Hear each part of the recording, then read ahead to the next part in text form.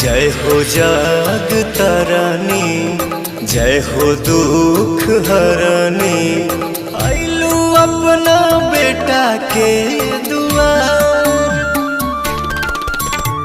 हाई हम पुजरिया, रखी नजरिया, सुखी रहे पूरा परिवार। एहो पंडित जी शंख बजावा, सब जन मैया पे फूल बरसावा।